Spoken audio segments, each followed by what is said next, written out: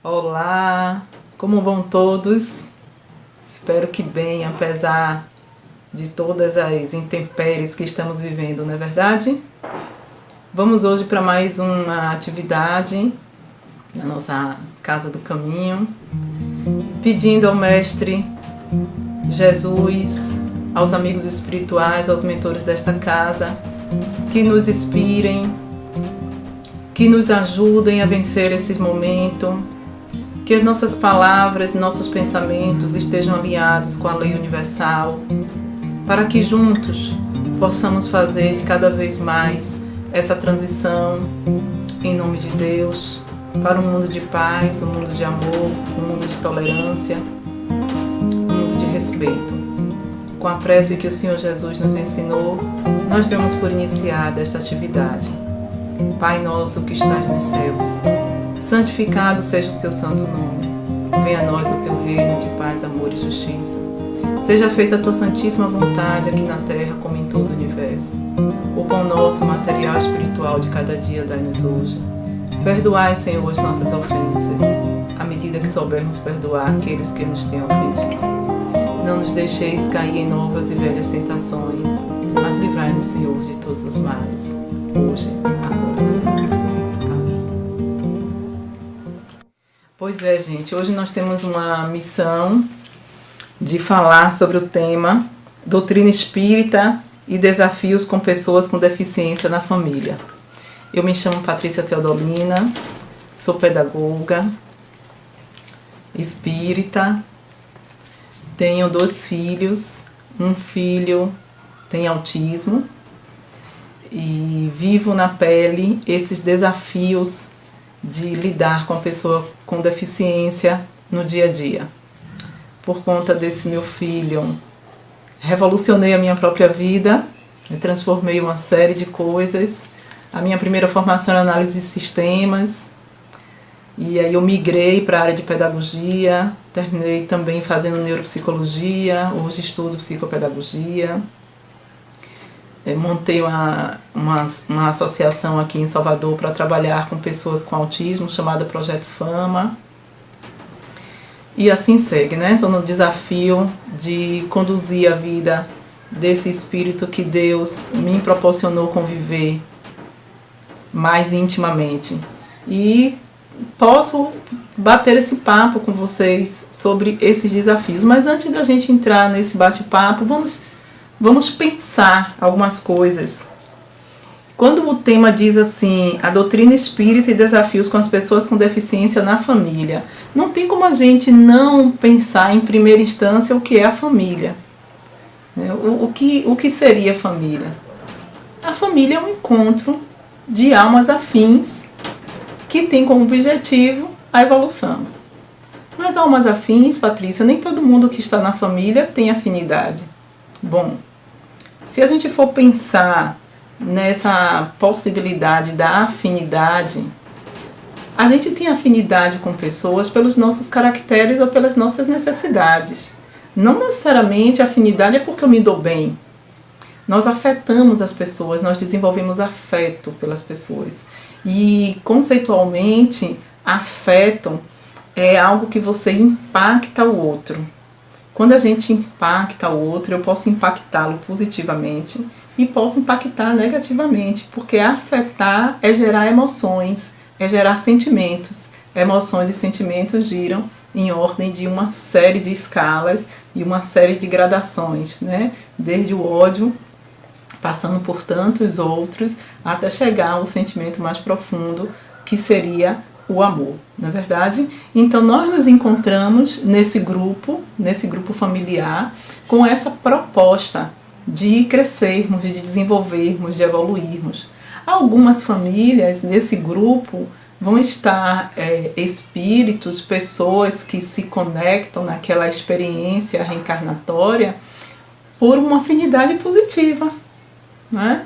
Vão estar ali porque eles têm já similaridades de pensamento e já trocam uma grande simpatia um pelo outro.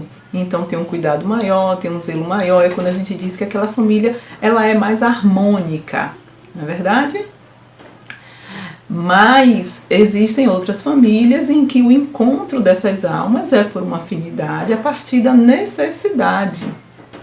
E nem sempre eles ainda partilham de pensamentos similares. Nem sempre eles coadunam, né, na forma de pensar. E terminam, por isso, gerando uma comunicação, como eu costumo dizer, muito desorganizada, né? Uma comunicação muito prejudicada. Essa comunicação que agride verbalmente. E às vezes nessa agressão verbal termina para uma agressão gestual, né? Pessoas que ainda trocam farpas com muita frequência e terminam por se machucar, distribuem espinhos uns com os outros de forma muito frequente. E por que será que Deus conecta essas pessoas? Aí não tem jeito, nós temos que voltar a pensar no planejamento reencarnatório. Certamente histórias anteriores, e essas histórias anteriores, quando a gente desencarna, que vai para o plano astral, a gente percebe os nossos erros, a gente percebe o quanto não foi promissor como deveria ter sido aquela relação, e que gerou, por motivos N, né, gerou mais uma desorganização. E pela lei, quando a gente desorganiza, a gente vai ter que organizar. Quando a gente tira as coisas do lugar, a gente vai ter que voltar para colocar. E vamos ter que organizar com quem nós desorganizamos, né? E é uma proposta porque nesse processo de gerar dor no outro, a gente gera dor na gente também. Quando eu machuco alguém, seja em que ordem for, né, física, emocional, financeira, afetiva, aquilo ali deixa marcas na outra pessoa e deixa marcas em mim. E não é possível, pela própria lei, a gente evoluir enquanto a gente não resolver isso. É exatamente por essa questão que Jesus diz assim: antes de fazer sua oferta a Deus, deixe sua oferta. Veja se você tem alguma coisa contra o seu irmão e volte para se acertar com ele. Se ele lhe pedir a capa, dê também a túnica. Se ele lhe pedir uma face, oferte a outra. Se pedir para andar 1000 passos juntos, ande 2000. O que é que ele quer dizer com isso? Que nós vamos precisar exercitar essa tolerância, essa paciência, esse amor com outro ser com quem eu desorganizei. E aí ele complementa: daí não saireis enquanto não pagar o último ceitil. Então está muito claro, nós vamos ter que voltar a reorganizar as nossas emoções com quem nós desorganizamos. É fato. E qual é o local, né, onde nós mais podemos organizar essas emoções? E interessante é que a espiritualidade traz que no momento do planejamento reencarnatório, quando nós temos condições de ser consultados, nós mesmos pedimos. Para quê? Porque a gente percebe como eu fiz essa comunicação de forma equivocada com o meu parceiro, com a minha parceira, com o meu irmão, com minha amiga, com o meu sócio, ou seja, com quem for, né? E nós pedimos essa outra oportunidade. Né? Naquele momento a gente percebe o quanto essa relação, essas relações desgastadas, elas precisam ser refeitas. Para quê? Porque enquanto espírito, o meu principal objetivo é a evolução, não é verdade? E então a gente coloca lá, descreve que nós vamos ser mãe de fulano, pai, marido, esposa, né? Nós vamos viver dentro desse grupo familiar com o objetivo de alinhar os nossos desafios, né? Alinhar as nossas diferenças em prol da evolução de todos. Essa é a proposta, né?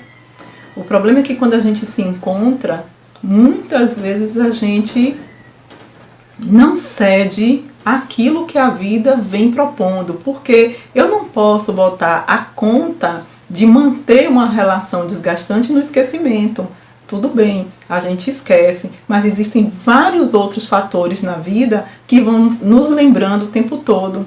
De muito cedo a gente já aprende sobre a lei de Deus, em qualquer religião que esteja inserido. A gente aprende sobre a lei do perdão, a gente aprende sobre a importância de deixar para lá, isso não vai ajudar muito, de acolher, de entender as diferenças, né? A vida, ela está repleta de propostas para que a gente dê valor a esse tipo de coisa, mas muitas vezes o nosso ímpeto, né? A vontade de dizer que nós estamos certos é que impera. A vontade de provar ao outro que o outro está errado é que impera. Essa coisa egóica de que, eu tenho a razão, eu vou provar para ele que eu estou fazendo certo. E isso aí vai desgastando tudo. Por quê? Porque a base desse sentimento de provar ao outro que a minha razão é maior é o orgulho. Essa é a base. E toda vez que a gente tem como base de um comportamento o orgulho ou o egoísmo, isso vai reverberar em alguma coisa não produtiva. Entende? Então, a nossa proposta de nos encontrarmos nesse grupo, nesta família, seja por afinidade do ponto de vista positivo, nós vamos continuar crescendo e evoluindo, e porque aí a gente ainda tem as nossas diferenças, nós também vamos precisar afinar os nossos instrumentos juntos para que o resultado seja harmônico, ok? Então, família é a base. Aí, de repente, no meio dessa proposta lá, nós aceitamos receber um dos nossos entes como aquela pessoa que vem com uma deficiência. Entrar no questionamento, na gênese de por que uma pessoa nasce com deficiência, do ponto de vista espiritual, é muito amplo. Chega a ser um desatino querer dizer a razão é essa, a razão é aquela. As histórias são inúmeras. As possibilidades de situações para que uma pessoa nasça com deficiência são inúmeras. Não necessariamente existe o erro, né, o pecado como base disso. Não necessariamente a pessoa que está ali é uma pessoa que foi suicida, né, foi uma pessoa que matou. Não necessariamente. É muito leviano fazer esse tipo de assertiva, né? São espíritos, são individualidades, são seres que têm histórias múltiplas. E não podemos imaginar que diante de uma multiplicidade de bilhões de espíritos, que todos aqueles que têm necessidade de vir com um processo de deficiência física ou neurológica, que necessariamente é porque cometeu suicídio, é porque matou, é porque não. Existem pessoas, existem espíritos que solicitam essa prova também por uma questão de última oportunidade de encarnação neste planeta, né? E que quer dar uma contribuição maior e melhor a partir dele. Porque muito bem se gera a partir das pessoas com deficiência, né? Pode ser sim que uma pessoa tenha cometido um desatino e por isso pediu muitas vezes ou tenha necessidade, né, de ter aquela condição. Mas isso é muito relativo. Então a causa, a gênese dos processos, ela é muito delicada da gente afirmar qualquer coisa. Temos que ter muita prudência, muita cautela, muito bom senso para afirmar situação A, situação B, situação C. Então, ao invés de nos debruçarmos na causa, no porquê a pessoa nasceu com aquilo, que vai estar muito longe da gente descobrir, interessante é para quê? Para que nós estamos lidando em família com uma pessoa com deficiência?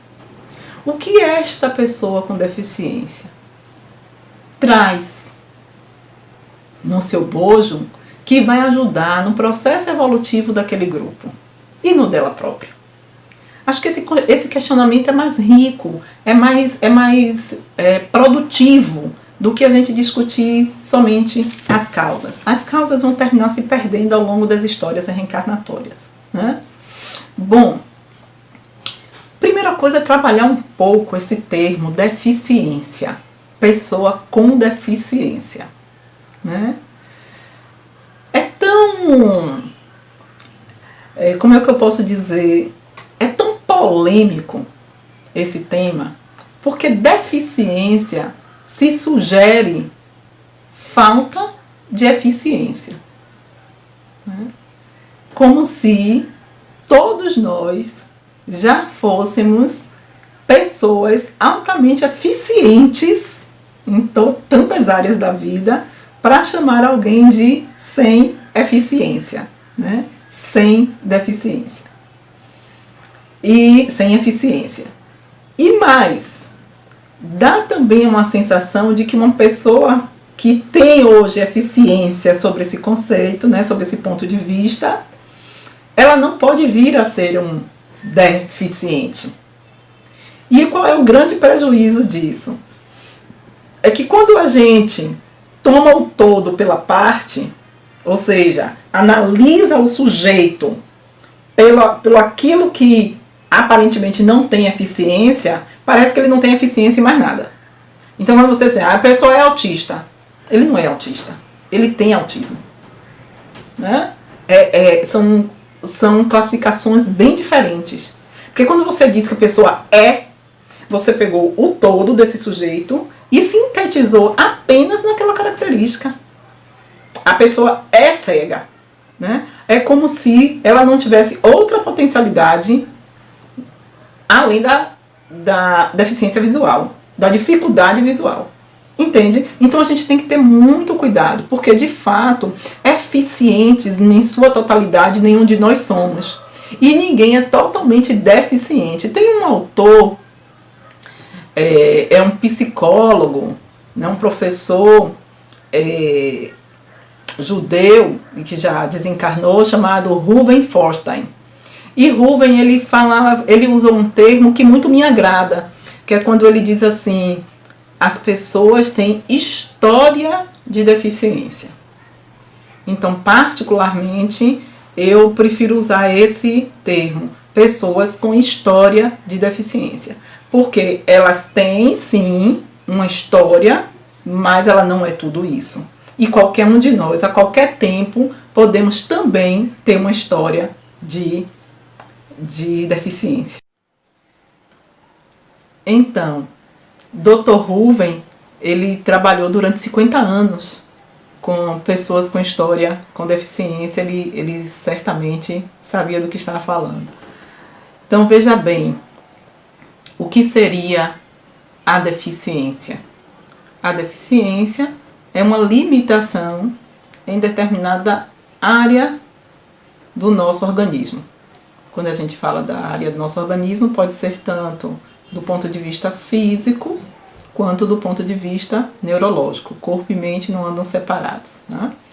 O fato dessa pessoa ter uma dificuldade em determinada área não significa que todas as outras potencialidades dela estejam também impactadas, estejam também limitadas. A pessoa pode ter uma deficiência visual, mas ter uma senhora habilidade com a audição. Pode ter uma magistral habilidade com o tato. A pessoa pode ter uma deficiência motora, né, nos membros inferiores e ter uma capacidade intelectiva privilegiada. Porque a natureza também costuma ser assim. Na medida em que a natureza, alguma parte, ela sofre um prejuízo, ela potencializa a outra. Do ponto de vista neurológico, eu posso ter uma dificuldade, uma limitação para a aprendizagem, e aí a aprendizagem é uma discussão enorme. Porque muitas vezes nós limitamos o entendimento de aprendizagem ao ambiente acadêmico. O ambiente acadêmico é um tipo de aprendizagem. Né? Às vezes a pessoa pode ter uma dificuldade no autocuidado, mas ela tem uma capacidade criativa. Ela pode ter, sim, claro. Ela pode ter dificuldade com aqueles conceitos, para aprender conceitos, mas pode ter uma paixão por cozinha. Ela pode nadar muito bem. Ela pode ter uma paixão pela arte, uma paixão pela música e ter habilidade para isso. Quantas potencialidades esse sujeito traz? Então, limitar um ser humano aquele tipo de inteligência, aquela forma, né, que a humanidade, que as pessoas, que a sociedade, que aquela cultura está acostumada a desempenhar, é uma visão, sim, deficiente do processo, porque é uma visão limitada do processo. Tem um outro autor que eu gosto muito, que é Gardner, né? Ele é um psicólogo americano também, que ele escreveu um livro muito interessante. Esse aqui, o livro das inteligências múltiplas. Esse livro é fantástico. Hal Gardner, ele fala aqui que normalmente as pessoas definem inteligência, né, ou classificam inteligência como apenas a inteligência intelectiva, né, lógica, matemática, ou a inteligência linguística. E ele apresenta mais 7 outros tipos de inteligência. Ele classifica, além dessas, ele apresenta várias outras em que o sujeito pode se expressar por tantas outras. Isso é uma teoria. E hoje, com a observação e com o crescimento da década de 80 para cá, quando Gardner fez esse estudo, e tanta coisa evoluiu no mundo, a gente percebe as possibilidades de um sujeito se expressar. Então, achar que porque uma pessoa não anda, não enxerga, não ouve, né, porque tem uma limitação neurológica, que ela não pode se expressar de nenhuma outra forma, isso é uma visão deficiente, é uma visão limitada. Então, a deficiência em si, ela é uma característica, ela é uma particularidade que um sujeito pode ter ao nascer, né? Então, trazer essa característica inata, como nós podemos adquirir, porque diversas deficiências elas são adquiridas. A gente pode bater a cabeça e perder uma determinada função do nosso corpo. Podemos sofrer um AVC, podemos sofrer um acidente vascular cerebral, né? Podemos ter uma doença que gere uma limitação no nosso corpo. Nós podemos adquirir. O que é que isso quer dizer? Isso quer dizer que a nossa empatia com as pessoas com deficiência, ela deveria ser muito maior do que de fato ela é. Porque temos uma ilusão de que estamos muito distantes deste mundo da inclusão, e nós não estamos tão distantes desse mundo da inclusão. O mundo da inclusão, ele é mais próximo a nós do que imaginamos, certo? Então, a primeira coisa que nós precisamos considerar é que uma pessoa com história de deficiência, ela não é um ser totalmente limitado. Ela é uma pessoa que tem uma limitação. E quando, como diz uma amiga minha, Cláudia Mascarenhas, o nosso olhar muda, tudo muda, né? Quando você passa a olhar uma pessoa com deficiência, com uma pessoa com tantas outras potencialidades, então a gente consegue imaginar essa pessoa tendo uma ação social, tendo uma função social como um todo e qualquer outra, considerando as suas dificuldades. Então essa pessoa pode trabalhar, essa pessoa pode estar num teatro, essa pessoa pode estar no cinema, essa pessoa pode executar diversas atividades, ela deve estar no centro espírita, e não apenas na condição de quem é sempre aquela pessoa que está recebendo porque tem uma limitação, né? Uma pessoa que está, vamos dizer assim, no eterno tratamento de todas as formas, despertando olhares das outras pessoas apenas do ponto de vista da pena, né? Despertando o olhar da pessoa com, muitas vezes, nojo, despertando olhares de outras pessoas de forma bastante preconceituosa, quando imagina que aquele ser é incapaz.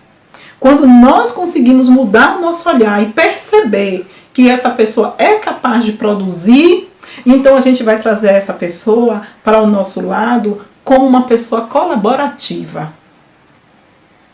Então, as nossas casas espíritas, né, as casas religiosas, o mundo do trabalho vai começar a oportunizar as pessoas para o serviço, porque elas também podem. Esse é um olhar extremamente importante, né, da gente mudar o lugar. Lá na associação a gente trabalha com jovens e adultos com autismo, Projeto Fama, Projeto Fantástico Mundo Autista, e o nosso objetivo principal é a inserção desse jovem no mundo do trabalho. Esse é o nossa principal atividade, nossa principal meta. Quando a gente trabalha para isso, você trabalha no lugar de dignificar o ser humano. Dignificar o ser humano. E você trabalha também mudando a identidade social. É o ser que deixa de ser coitado para ser produtivo. Olha, isso muda todo um contexto, em especial o contexto familiar. Então eu vou partir do exemplo da minha vivência para a gente trabalhar um pouco mais o nosso tema de hoje. Eu tenho meninos, né? Uma forma bem carinhosa de chamá-los, mas jovens adultos, com 30 anos, com 25 anos, com 40 anos, em que conseguimos inserir alguns já num ambiente de trabalho. Inclusive um que é não verbal, que não fala, mas com várias outras potencialidades, como a gente vem conversando. E esse jovem, a partir do momento em que nós sugerimos à mãe que iríamos indicá-lo para o trabalho, ele nunca tinha ido à escola, ele não tem amigos, dentro de casa vivendo de uma forma, né, muito daquela pessoa que é o necessitado, o servido, como a gente fala. Ele já está na associação conosco há 5 anos e nós sempre enxergamos as potencialidades dele. Ela disse, será, Patrícia, que isso vai dar certo? Ele nunca foi para lugar nenhum, ele nunca fez. Eu fiz, vai dar certo, ele tem muitas qualidades, vai dar certo. E ela tremeu na base. Isso eu tenho que relatar que 1 ano atrás nós sugerimos a ela colocá-lo na educação de jovens e adultos, porque ele estava alfabetizado, mas ele não tinha nenhum título ainda. E a angústia dela foi a mesma, mas ela conseguiu, né, levá-lo. Só que na escola ele consegue ter uma assessoria dela de alguma forma. Essa seria a primeira vez em que nós quebraríamos um vínculo, definitivamente, né, onde ela teria que acreditar, confiar nele e deixar ele lá no ambiente de trabalho. E assim foi feito. No primeiro momento, com muita dor para ela. Mas um dia ela mandou uma mensagem para mim relatando assim: hoje eu deixei ele lá no estágio, no trabalho, e estou com tempo sobrando. Eu não sei nem o que fazer com esse tempo. Eu vou tentar comprar uma capa para o meu celular. Né? Mas há quanto tempo eu não experimento essa sensação de liberdade?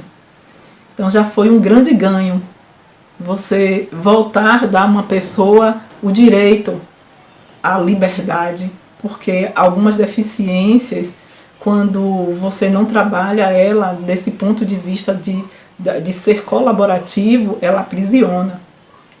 E ele não trabalha executando as atividades que se esperava dele. Óbvio, ele como autista, ele não está no atendimento, ele está numa atividade que está dentro das possibilidades dele executar. Mas ele está lá, um sorriso de um lado a outro. As pessoas que no início ficaram assim meio que receosas, começaram a perceber a beleza que aquele menino é. Ele começou a falar mais algumas palavras. Ele só falava a palavra sim. Ele começou a dar bom dia. Ele passava por todas as salas e dava bom dia. Imagine que isso para uma família que não acreditava mais nele. O que é que acontece com uma situação dessa? Não é?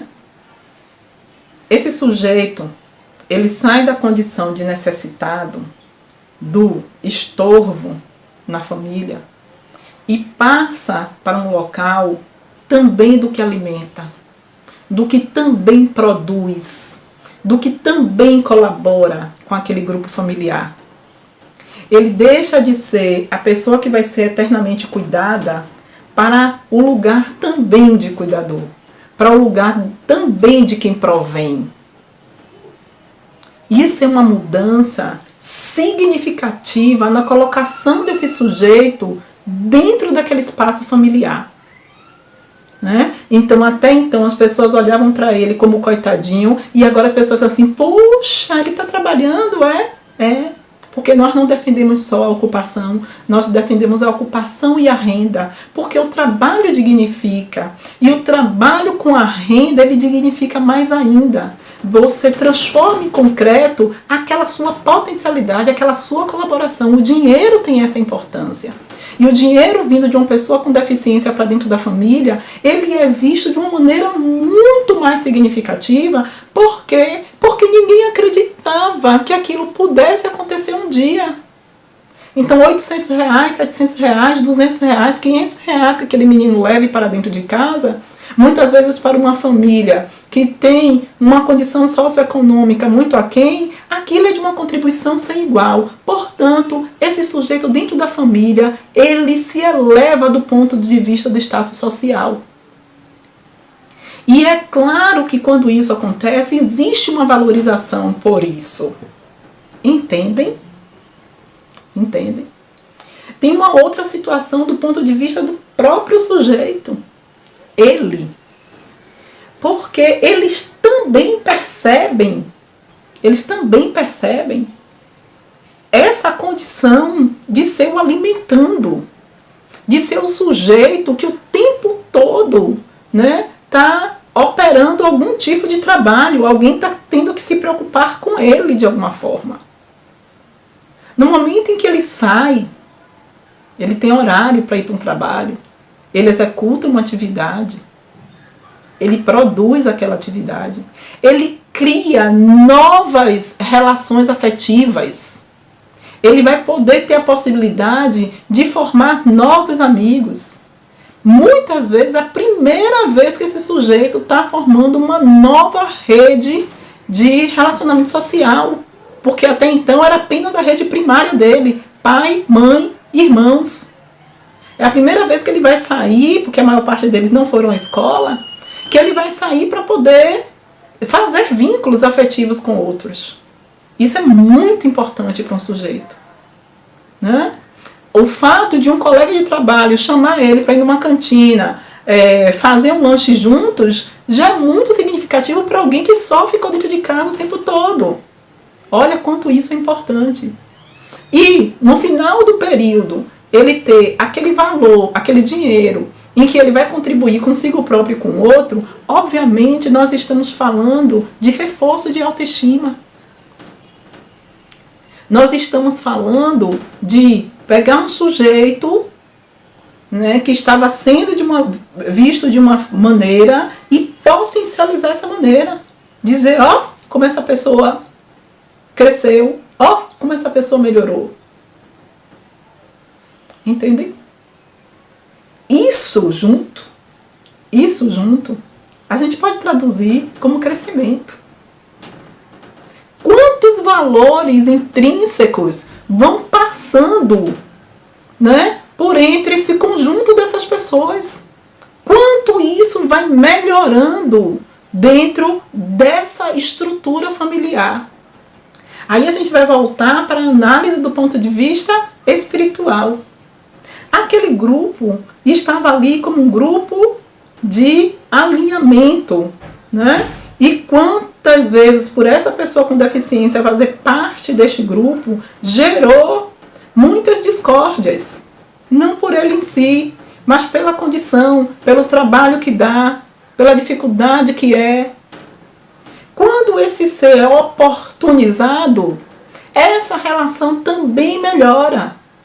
Aí é o que nós chamamos a identidade social desse sujeito, porque agora não é só a família, agora é a família e aquela comunidade que está em torno daquela família, que passa a olhar para esse sujeito dizendo assim, poxa, ele podia, ele pode. Isso altera toda uma estrutura.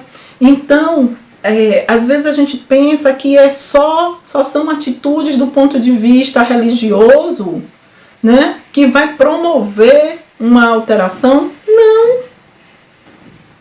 Não. Ações deste tipo ajudam essa família a encontrar o seu objetivo. Agora, é claro que para chegar a esse exemplo, e eu teria aqui vários exemplos para contar para vocês, de histórias de sucesso, histórias de mudança de identidade social, histórias de pessoas com deficiência que se superam e que não tem nenhuma característica, né? Nenhuma zona de genialidade, pessoas com desenvolvimento de inteligência regular, mas que quando são oportunizadas trazem grandes mudanças dentro dessa família, né? Então poderia dar vários exemplos desse tipo, mas é claro, é óbvio que toda essa família vem sendo trabalhada. Ela vem sendo trabalhada. Esta mãe em especial é muito determinada, sempre foi. Ela encontrou o que ela plantou. O filho dela está dando a resposta de coisas que ela plantou desde a infância, quando tudo era uma grande incerteza. Porque quando você recebe uma criança com uma deficiência, descobre uma criança com uma limitação, é um mundo que se fecha. É um luto que se vive. Por quê? Porque você não estava esperando. Muitas vezes não. Quem está esperando isso, pelo amor de Deus? Tem algumas patologias que na vida intrauterina nós já temos ciência. Tem outras patologias que você só vai descobrir depois e muito depois. E é um choque. É um choque. Dói. Machuca. Em qualquer instante dessa descoberta, machuca. E muitas vezes nós traduzimos e dizemos a essas pessoas assim, rapaz, tenha fé em Deus. Você vai ver, vai melhorar, né? Lute. Ou a gente tem um olhar de desdém, são tantas coisas que acontecem. Mas a palavra ela é importante porque ela fortalece. A atitude resgata. A palavra fortalece. A atitude resgata esse ser. A atitude dá a esse ser uma injeção de ânimo para que ela persista, para que ele insista. Porque só quem vive com uma pessoa com deficiência, e são muitas, dentro de uma casa, é que sabe o desafio de manter este bom ânimo. Não é nada fácil, porque antes desse sujeito estar trabalhando, ter a oportunidade que teve, ele deu muito atestado de frustração para essa mãe, para essa família. Muitas vezes ficou a mensagem de dizer, meu Deus, eu trabalho, eu me esforço, eu não chego a lugar nenhum. Cada crise que essa pessoa tem, cada perda, cada volta ao hospital, cada doença, é dizer para aquela família, você não vai conseguir. E ela tem que buscar, a família, uma força interna muito grande para persistir. O trabalho de desenvolver uma pessoa com deficiência, ele é árduo.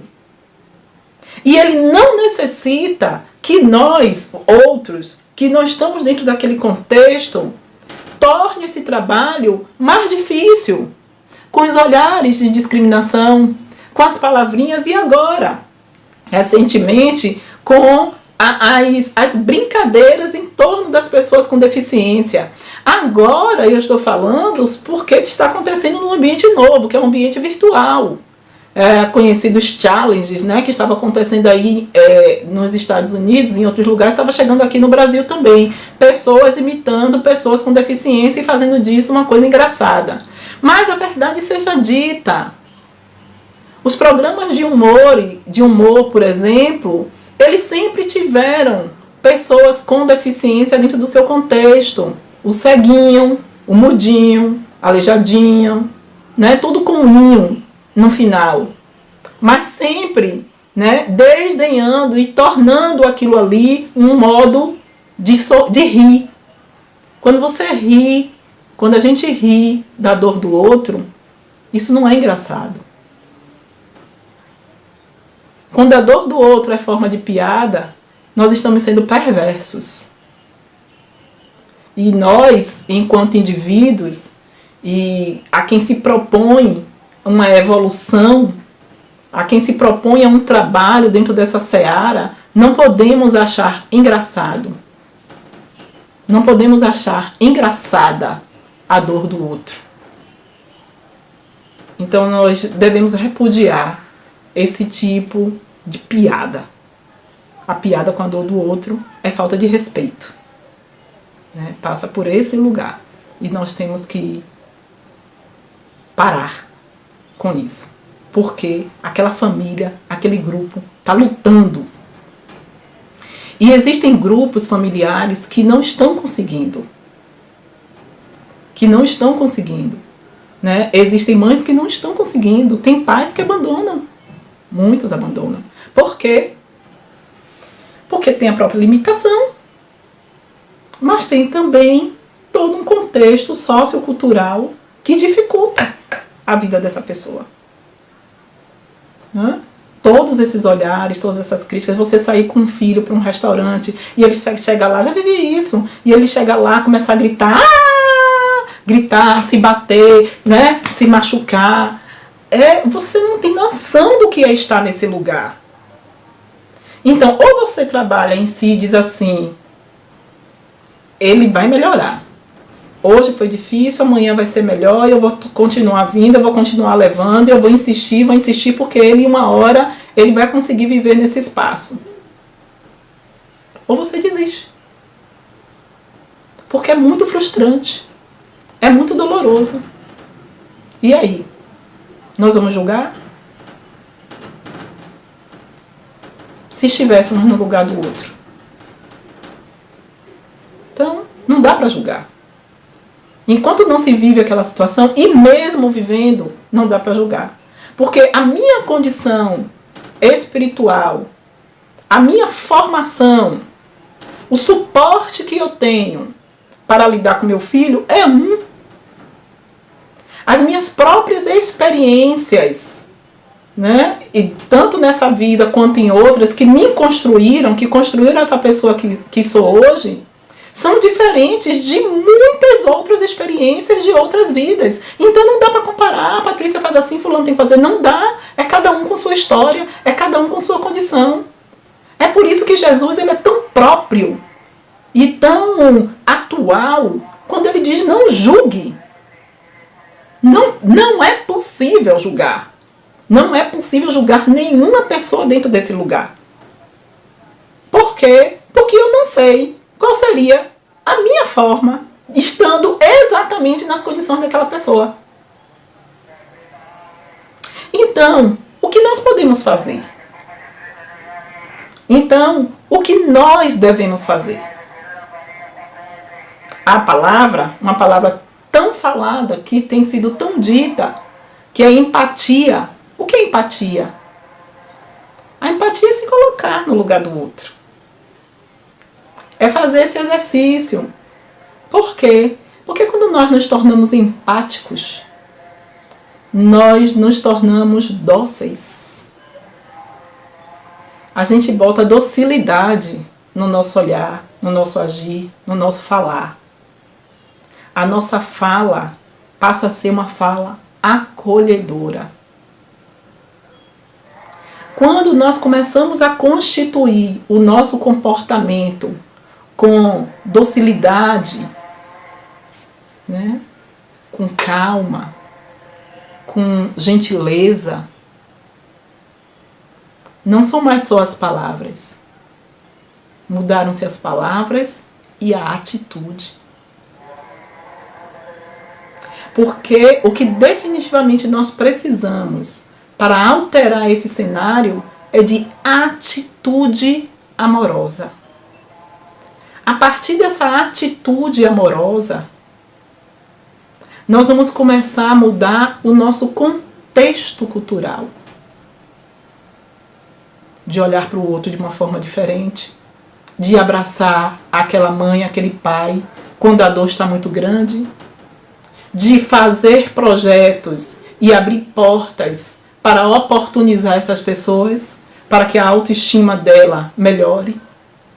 E então nós vamos ver que o problema da família, da pessoa com história de deficiência dentro de um grupo familiar, é uma história social. É um problema social. Aquela situação, ela ultrapassa as portas de um lar. Todos somos responsáveis por esta pessoa, por essa história. Somos, sim.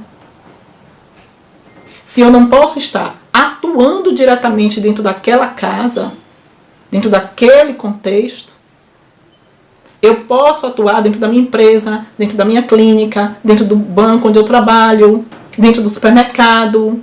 Eu posso atuar dando... Vai lá, você vai continuar. Quando o menino estiver tendo algum comportamento disfuncional, no restaurante, no parque, no clube, que o nosso comportamento seja de acolhimento. Quer ajuda? Precisa de ajuda? Tenha calma. Nós compreendemos isso. Nós também passamos por isso. Você vai conseguir. Tenha paciência com ele. Vai melhorar. Confie em Deus que vai melhorar. Aí a nossa palavra junta com a nossa atitude e é assim que a gente muda o mundo. É assim que a gente percebe que a gente vai transformando as situações. Com o olhar sempre que amanhã pode ser eu. Não estamos isentos. Nenhum de nós e nenhuma de nossas famílias. Então a proposta é que exercitemos o amor para dar suporte, que um dia a gente também pode ser o necessitado dessa história, né? Que o nosso Mestre Jesus, os nossos amigos espirituais, os mentores dessas atividades, cada vez mais nos oportunizem o bem, nos oportunizem o exercício do amor, nos oportunizem a chance de mudarmos de atitude e que essa lição universal que estamos vivendo a partir da pandemia, que ela deixe em nós as marcas pela afabilidade e a doçura. A afabilidade e a doçura que tanto queremos. Mestre e amigo Jesus, dê-nos a tua paz. Que assim seja.